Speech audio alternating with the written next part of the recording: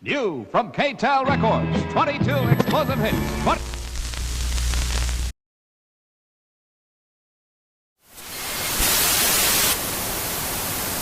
Hey everybody, it's me, Steve Schnee, the CD Junkie, and welcome to another episode of T-Shirt of the Day. This is where I show you what T-shirt I'm wearing and why I'm wearing it.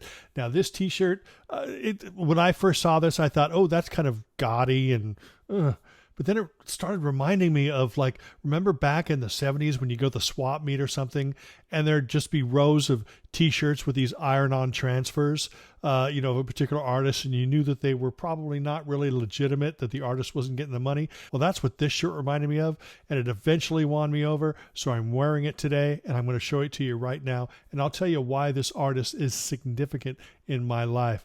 Anyway, here you go. You ready?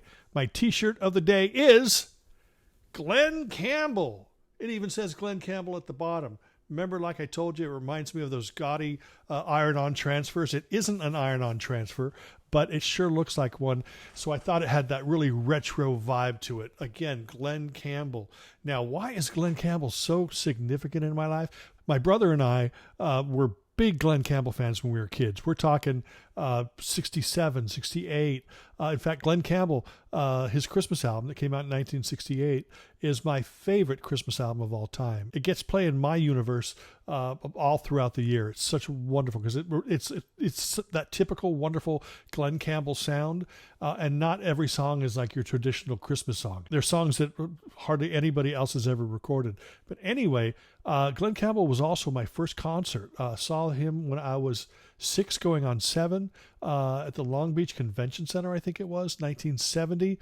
Very first concert. Could not believe I was in the room, same room with Glen Campbell. But of course, we had seen him on TV. We had his records, or my parents had his records, and would play them all the time. I would play the Galveston record, or A Place in the Sun, or Hey Little One, or By the Time I Get to Phoenix, all these things, Wichita Lineman. It still gives me chills every time I hear it. I also saw Glen when he was promoting his album Meet Glen Campbell, which was before he was diagnosed with his illness. And it was a fantastic, fantastic show. He did songs from that new album plus old classics. And I had interviewed Jimmy Webb probably 10 years ago, I think now. And we were talking about Glen Campbell sort of off the record, after the interview was done. And he said, can you believe that Glen still sings his songs in the same key that he did back in the 60s? An extreme favorite. Now, of course, we bought all the records and we were into him until about the early 70s or so. And by the time like Rhinestone Cowboy and Country Boy and Southern Nights came out, we weren't that into Glen Campbell anymore. But of course, I love those songs.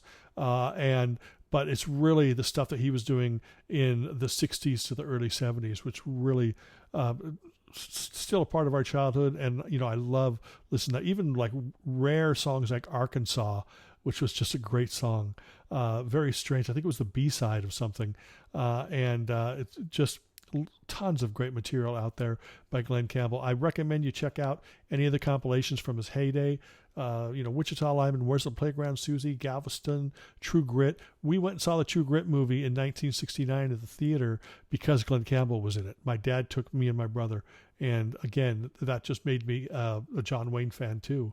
Anyway, that's it. I appreciate you sitting around and letting me talk about my T-shirt. No reason to come up with a medley for this. Everybody knows what Glen Campbell sounds like. So remember to like, comment, share, subscribe, to ring that bell for future notifications. And until the next time, remember me. I'm Steve Schnee, the CD Junkie.